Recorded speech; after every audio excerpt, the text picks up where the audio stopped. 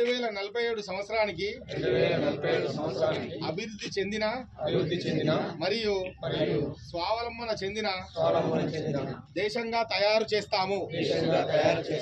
వలసవాద జాడలను లేకుండా చేస్తాము. మన వారసత్వాన్ని పండుగలాగా జరుపుకుంటాము.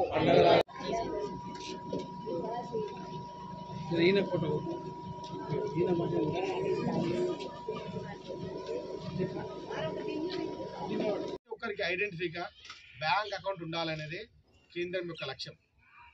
ఎందుకు అంటే మీ కష్ట సుఖాలు మీకు ప్రభుత్వం ఏ పథకం అందాలనుకున్నా మా ద్వారానో వ్యక్తుల ద్వారానో అందిస్తే వ్యక్తులు మంచిగా ఉంటారు, చెడు ఉంటారు. అదే మీ అకౌంట్ ఉందనుకో డైరెక్ట్ మీ అకౌంట్లో పడతాయి. మీరు ఇప్పుడు చాలా మీకు అనుభవం ఉంది, మీ అకౌంట్లో మెసేజ్ వస్తున్నది.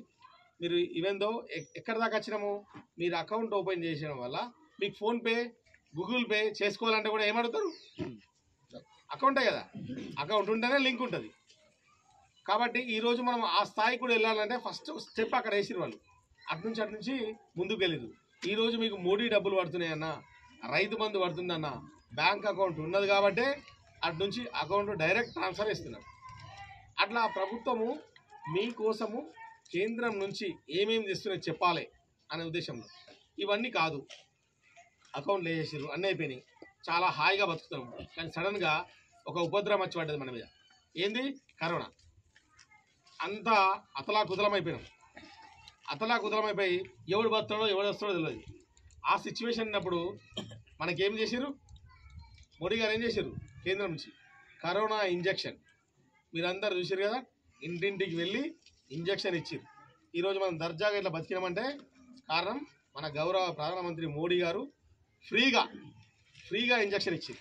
ఇది ప్రపంచం మొత్తం ఆశ్చర్యపోయింది. 120 కోట్ల ప్రజలకు ఇంటింటికి వెళ్ళి ఇంజెక్షన్ ఇస్తాడా ఈయన అంటున్నాడు. ఈయన మాట నెగ్గుతాడా? ఇది ఖచ్చితంగా నెగ్గలేనితనం. ఇది భారతదేశం ఫెయిల్ అవుతుంది అనుకున్నారు. కానీ చేసి చూపించినాం. అందరం ఇంజెక్షన్ తీసుకున్నామా లేదా? తీసుకున్నాం. మన ఐక్యమంతా చాటినామా లేదా? ప్రపంచమే ఆశ్చర్యపోయింది, అరే భారతీయులు ఇంత ఐక్యమంగా ఉన్నారని. ఆ రోజు నుంచి ఈ రోజు వరకు మన ప్రధానమంత్రి ఏమి చెప్తే అది ప్రపంచం వింటుంది. మీరు చప్పట్లు కొట్టంటే చప్పట్లు కొట్టిర్రు, పల్లెలు కొట్టంటే పల్లెలు కొట్టిర్రు. అవునా కదా? మొన్న కూడా గుడిలో టబాకాలు మోసిర్రు. ఎవరన్నా అబ్జెక్షన్ చేసిరా? అంటే ఆయన ఆచరించి చూపించి మళ్ళీ చెప్తున్నాడు. అట్లాంటి ఆదర్శమైన నాయకుడు మనకు ప్రధానమంత్రిగా దొరికింది. కాబట్టి ఈరోజు ప్రపంచంలో ఉక్రెయిన్ కానీ రష్యా కానీ 2 దేశాలు యుద్ధం చేసుకుంటున్నాయి. ఏడ బాంబు పడుతుందో తెలియదు. 2 దేశాలకు ఇంట్లో ఒక ఇద్దరు కొట్టుకుంటే ఊరు పెద్ద పోయి పంచాయతీ తెంపుతాడు. ఇద్దరు దొంగలైరనుకో ఏం చేస్తాం, పక్కకి వెళ్ళిపోతాం. వీళ్ళు ఎంత చెప్పినారు రా భయ్, వీళ్ళు దొంగలు రాని పక్కకి పోతాం. ఇది రోజు జరుగుతుంది. అట్లా 2 దేశాలు ఎప్పుడు కొట్టుకుంటున్నాయి. ఇప్పుడు సంవత్సరం అయింది. ఎవరు మాట్లాడారు వాళ్ళతో? ఈయనతో కొందరు, ఈయనతో కొందరు, ఇద్దరు కలిపిన ఓడలేడు. కానీ ఏం చేస్తుంది, అన్ని దేశాలు మీరు మాట్లాడుతున్నట్టుంది. భారతదేశం మాట్లాడాలా అంటే మనకు ప్రపంచంలోనే ఆ గొప్ప ఖ్యాతి తీసుకుపోయారు మన మోడీ గారు. ఇప్పుడు ఆ 2 దేశాలతో మాట్లాడుతున్నారు. అమెరికా వెళ్ళినా, ఆస్ట్రేలియా వెళ్ళినా, ఏ దేశం వెళ్ళినా ఇక్కడ మీరు చూసారు కదా 500 టూర్లు చేసారు. 193 దేశాలు తిరిగారు. అక్కడ మన భారతదేశము, మన భారతీయుల గురించి అక్కడ ఆ స్థితిలో ఇప్పుడు ఆయన లక్ష్యం ఏంది, కేంద్రం యొక్క లక్ష్యం ఏంది, ప్రపంచంలో భారతదేశం విశ్వగురువుగా ఉండాలి. అంటే హెడ్ మాస్టర్ స్కూల్కి అట్లా మనం ప్రపంచానికే హెడ్ మాస్టర్ ఉండాలి. అట్లా ఆ లక్ష్యంతో పనిచేస్తున్నాడు. అది మీ లోపల కూడా ఉండాలి.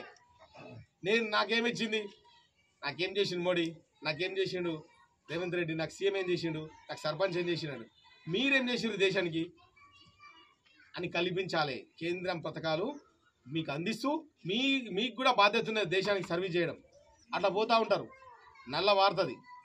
కానీ అదే పోతారు. గ్రామ పంచాయతీ సెక్రటరీ ఏం చేస్తున్నాడు, సర్పంచ్ ఏం చేస్తున్నాడు, ఆడేం చేస్తున్నాడు, వార్డు మెంబరు అని అనుకుంటూ పోతాం. మరి నువ్వు ఒక 2 అడుగులు అటు పక్కేసి నల్ల ఆపేసాం అనుకో, నువ్వు కూడా దేశభక్తే. దేశభక్తి అంటే పోయి తుపాకీ పట్టుకొని అని కాల్చేస్తే పాకిస్తాన్ వాణిని కాల్చేస్తేనే కాదు, అక్కడ నల్ల పనిచేసాం అనుకో నీకు కూడా దేశభక్తి. పోతుంటాం, తింటాము, ఇట్లా అని ఛాయ్ కప్పు అటు పడేస్తాం, అక్కడ డ్రైనేజ్ ఉంటే అలా పడుతుంది. ఇప్పుడు ఇది దేశభక్త్యా? ఇట్లా పడేసినావు, ఆడ ఒక డస్ట్బిన్ ఉన్నది పక్క పడ్డది, పోయి తీసి మళ్ళీ వేసినావు అనుకో, ఆ పక్కకు ఛాయ్ తాగేటోడు చూస్తాడు, వాడు కూడా పోయి నడుచుకుంటూ అని లేస్తాడు. అవునా కదా? ఇంట్లో చిన్నపిల్లవాడు మనం ఏం నేర్పుతా అది నేర్చుకుంటాం, తెలుసు కదా. చిన్నపిల్లలు చిన్నగా ఉంటారు, అప్పుడే 3 ఏళ్ళు 5 ఏళ్ళు, వాళ్ళు కూడా చీపురు కట్టి ఉడుస్తారు, అమ్మ ఉడుస్తూ ఉంటే. ఎందుకు? ఆమె కూడా ఇట్లా ఉడాలా అని చూసి నేర్చుకుంటుంది. అట్లా దేశభక్తి అనేది ఎన్నో కాదు, మీ ఊర్లో కూడా నిర్మించుకోవచ్చు.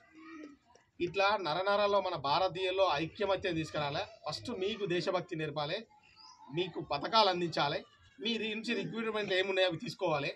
అప్పుడు మనం ఐక్యమంతం ఉన్నప్పుడు ఏ దేశమైనా ప్రపంచంలో ఎవరైనా సరే మనం ఐక్యంగా ఉన్నామని తెలుసుకోవచ్చు.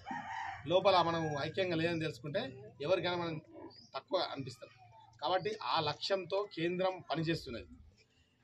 అందుకోసమే మీరు చాలా యాక్టివిటీస్ పాట ఉంది. మనకి ఏంటంటే సంవత్సరంలో తీసుకున్న సంవత్సరంలో మనము వడ్డీ కట్టుకొని రెగ్యులర్ చేసుకుంటే మనకు 3% సెంట్రల్ గవర్నమెంట్ మనకు వడ్డీ మాఫీ ఇస్తుంది. మనకి 7% వడ్డీ పడుతుంది క్రాప్ లోన్కి.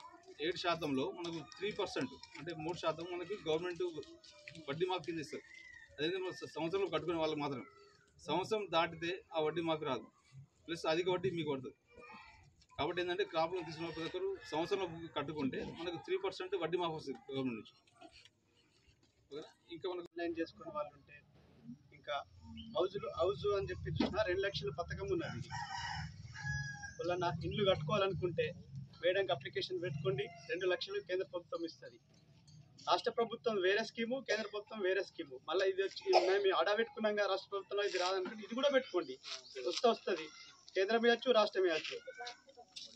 మోడీ పైసలు డబ్బులు కొందరికి ఫ్యామిలీలో ఎట్లా అంటే నాయి కూడా కట్టనే అట్లనే, అంటే మీకే కాదు సార్. ఇంతకుముందు ఫ్యామిలీలో ఈకేవైసీ ఆన్లైన్ లేనప్పుడు తండ్రికి వచ్చినాయి, కొడుకు వచ్చినాయి, ఒక్కొక్క ఇంట్లో భార్యకు వచ్చినాయి, భర్తకు వచ్చినాయి. మేడం ఈకేవైసీ ఎప్పుడైతే ఆన్లైన్ చేసినామో మనము ఒకరికి వచ్చినాయి, ఒకరికి కట్ అయినాయి.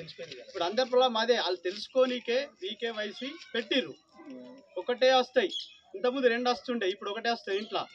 మళ్ళీ బ్యాంకులు ఏంటంటే ఆన్లైన్లో ఆధార్ కార్డులో బ్యాంక్ లింక్ ఏది ఉన్నదో ఫస్ట్ పడ్డ బ్యాంకులో వాళ్ళవు మేడం ఆ డబ్బులు. నాది ఫస్ట్ ఎస్బీఐలో పడుతుండే డబ్బులు, ఇప్పుడు యూబీఐలో పడుతున్నాయి. నేను ఈడ స్టేట్మెంట్ తీపిస్తా ప్రతిసారి పోయి డబ్బులు. మళ్ళీ ఏవో గారికి ఫోన్ చేసిన భరత్ సార్కు, సార్ ఏంది డబ్బులు ఎస్బీఐలో పడుతుండే ఇంతకుముందు పడతలే అంటే మళ్ళీ అక్కడ పడుతున్నాయి. ఇప్పుడు అట్లాంటి ప్రాబ్లమ్స్ ఉన్నాయి. మీ బ్యాంక్ అకౌంట్లు ఎన్ని ఉన్నాయో దాన్ని చెక్ చేసుకోరు మీరు. ఏ అకౌంట్లో ఒక్క అకౌంట్లో ఖచ్చితంగా పడుతున్నాయి డబ్బులు, కాకపోతే మనకు తెలుస్తలేదు అది. ఫస్ట్ మనకి ఎస్బీఐలోనో తెలంగాణ బ్యాంకులు వచ్చినాయి కాబట్టి టక్కన తీసుకుంటుంటే ఇప్పుడు అట్లా లేదు. అది మీ ఆన్లైన్ మీ ఆధార్ కార్డు ద్వారా అకౌంట్స్ ఎన్ని ఉన్నాయో అందులో ఎక్క దాంట్లో ఖచ్చితంగా పడతాయి. అది ఒక కుటుంబానికి ఒక్కరికే పడతాయి. మీ రేషన్ కార్డులు వేరు వేరు డివైడ్ ఉంటే 2 పడతాయి. ఒకే రేషన్ కార్డులో 4 ఉన్నాం మనకు ఒక్కరికి పడతాయి. ఇప్పుడు భార్య భర్తలు అత్త మామ వేరే వేరే రేషన్ కార్డులు అనుకో 2 పడతాయి. అది చూసుకోరి. సార్ వాళ్ళు చెప్పినట్టు ఏమేమి స్కీములు ఉన్నాయో మీరు అప్లికేషన్స్ పెట్టుకోండి. అందరి ఈ ప్రోగ్రామ్ని సద్వినియోగం చేసుకొని క్యాలెండర్ ఆవిష్కరణ ఉంటుంది, అందరు ఉండండి. ప్రతి ఒక్కరికి క్యాలెండర్ ఇస్తాము. ఇంతటితో ఈ ప్రోగ్రామ్ ముగిస్తున్నాం.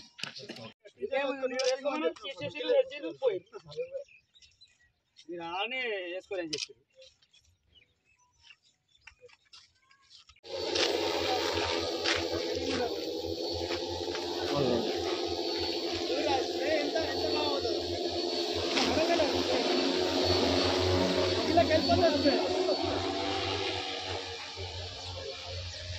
అదే సపోర్ట్ కనుకోవాలని స్ప్రే చేస్తున్నాం, మీ కొట్టకుండా సరే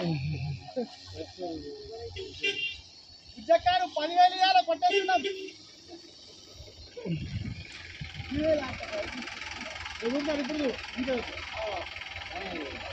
ఇప్పుడు అసలు ఆపరేటింగ్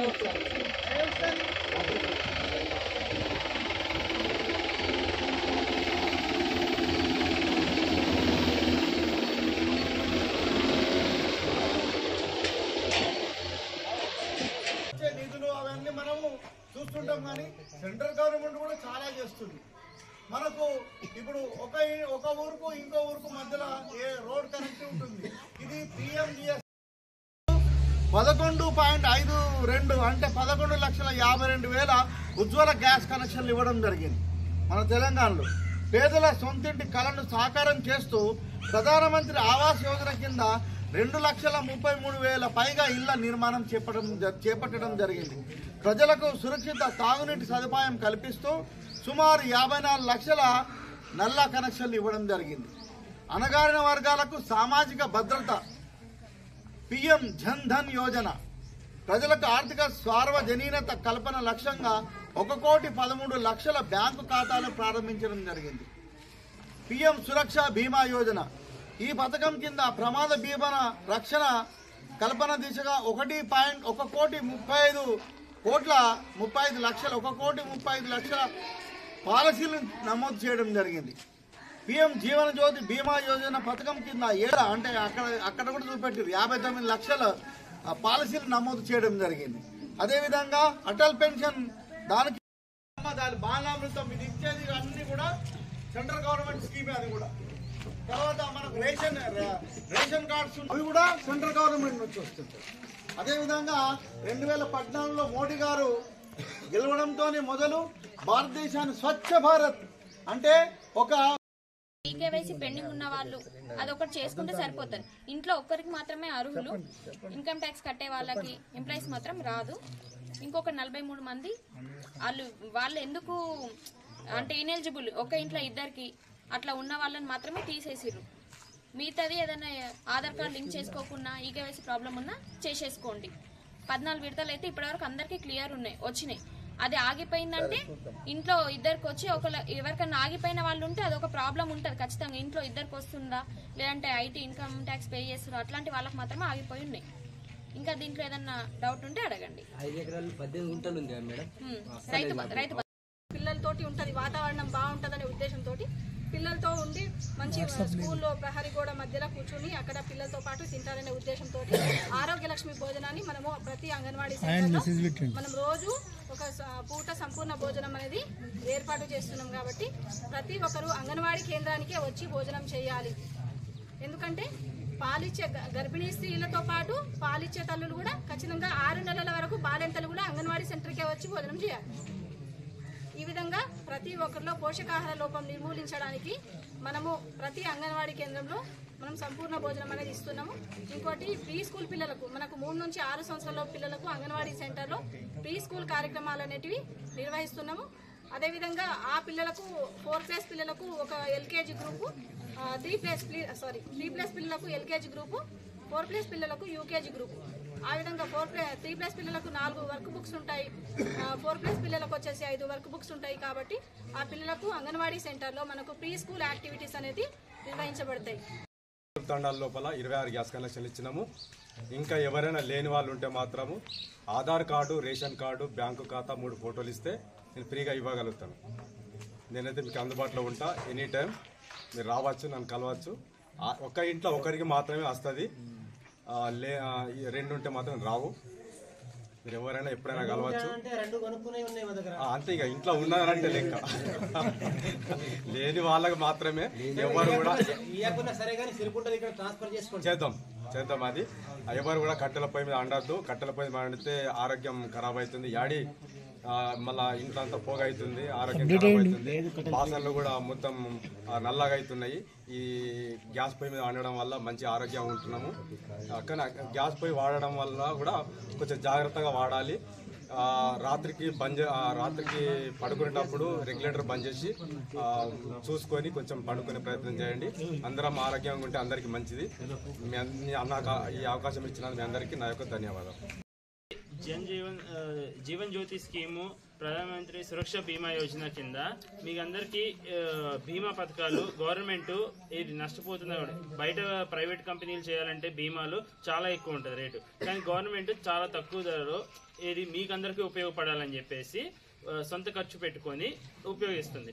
దానికి మీ వంతు మీరు చేయాల్సింది ఏంటంటే సురక్ష బీమా యోజన. ప్రమాదంగా చనిపోయే వారికి 2 లక్షల రూపాయలు ఇస్తుంది. మీరు 20 రూపాయలు కడితే మీకు 2 లక్షల రూపాయలు వస్తుంది.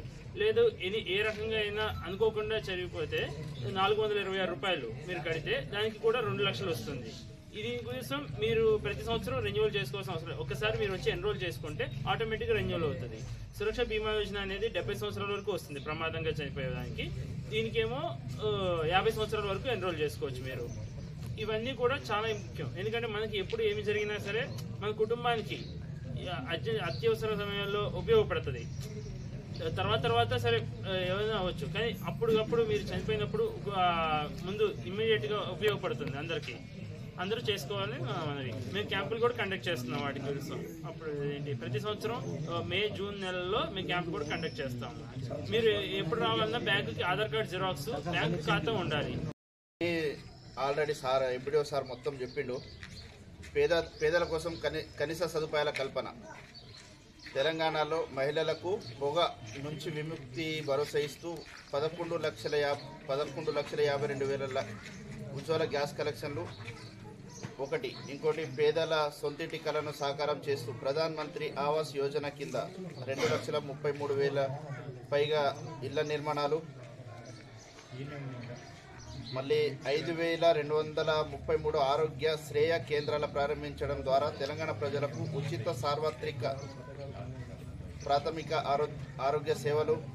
పిఎం భారతీయ జన ఔషధ పరియోజన, ప్రధాన్ మంత్రి ఉజ్వల యోజన, పిఎం ముద్ర యోజన, సుకన్య సమృద్ధి యోజన, సరైన పౌష్టికాహారంతో దేశానికి వెలుగు.